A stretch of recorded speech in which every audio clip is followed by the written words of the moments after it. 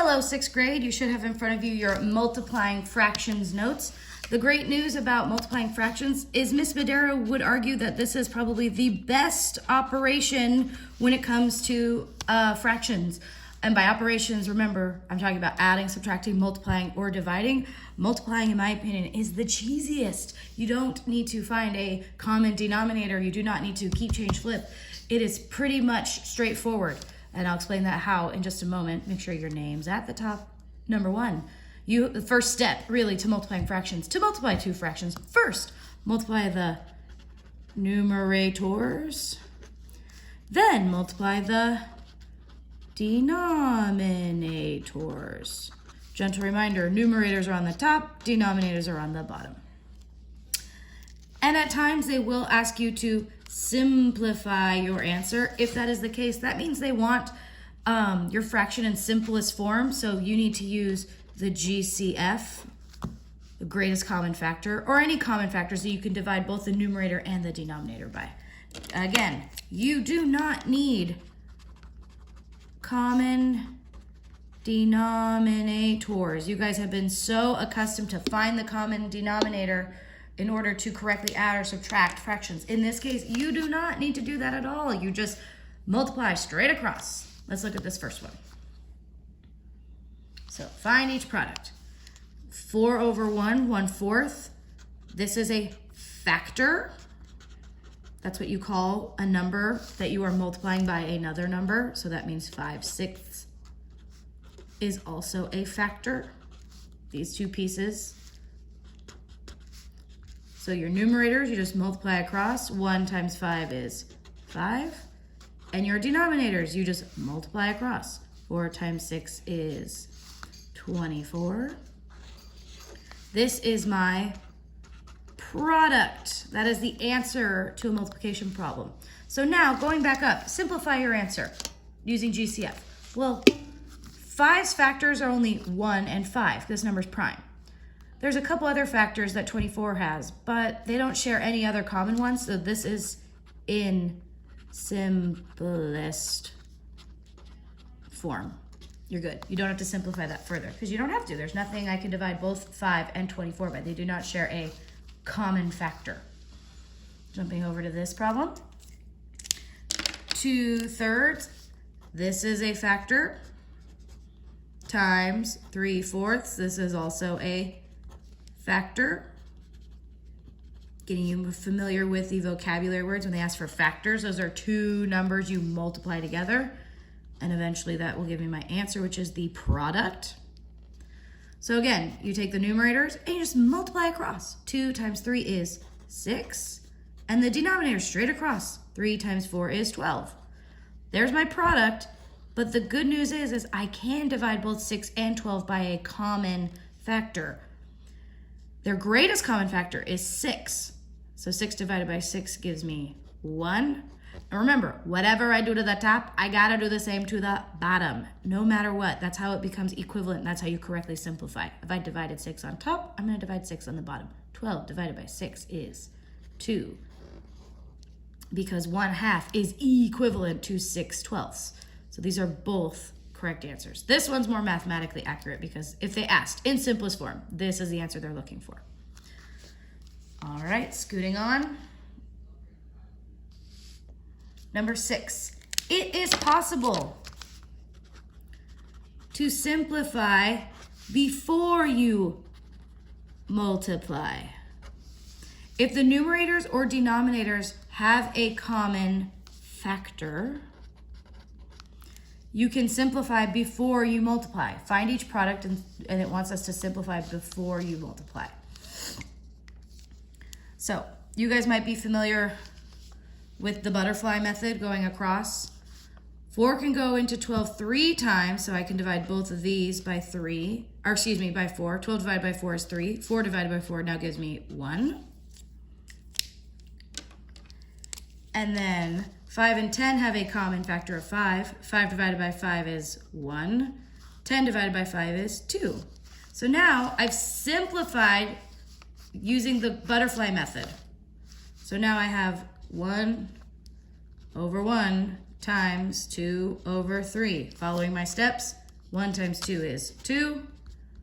1 times 3 is 3. There is my product.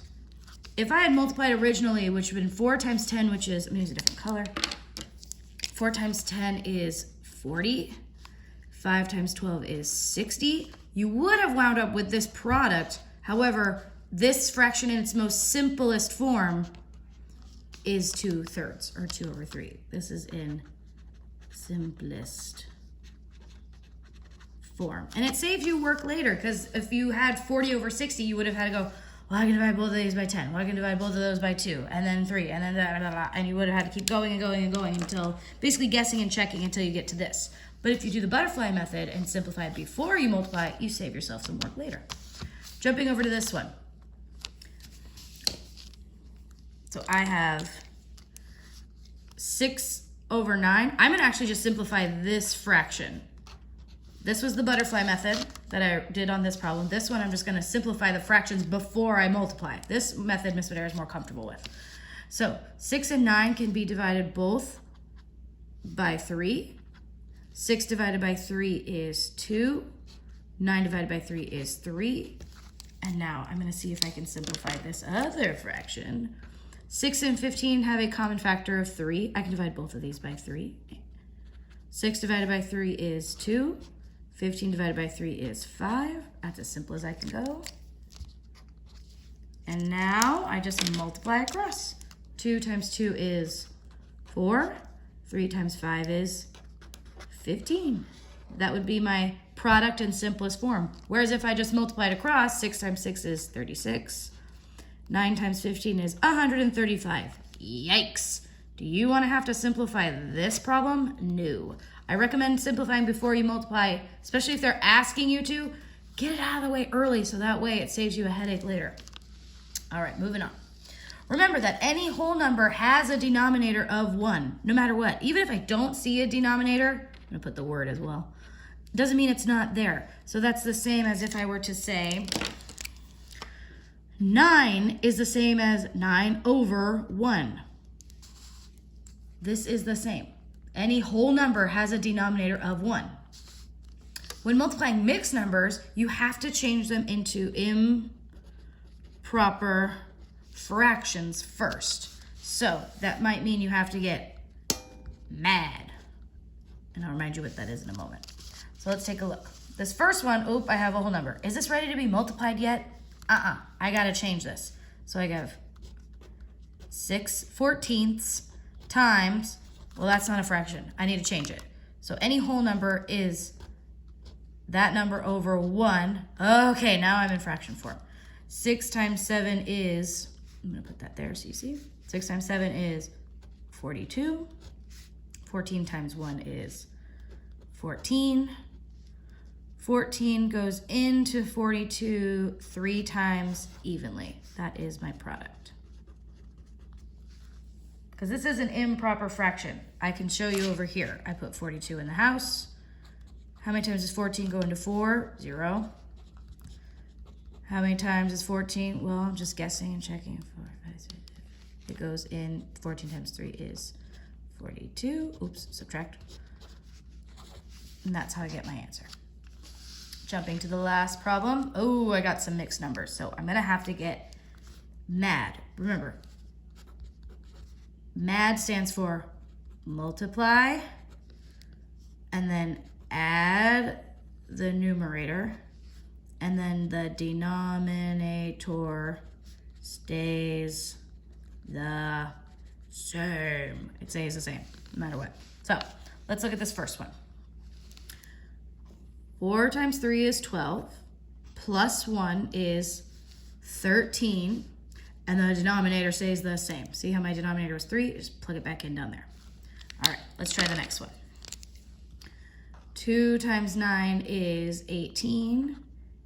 18 plus 2 is 20, and my denominator stays the same. Great. Now I have my fractions ready. I can multiply them straight across. 3 times 20 is 260. 3 times 9 is 27. When I simplify this, I get, sorry, I'm gonna have to squeeze it down here. 9 and 17/27. That is my answer. So truly the multiplying part is not tricky. It's the simplifying and changing improper fractions into mixed numbers that is the trickier part. This part right here, once you got it set up, two fractions and multiply across, you are in good shape. All right, you guys are done with the notes. You may move on to group work.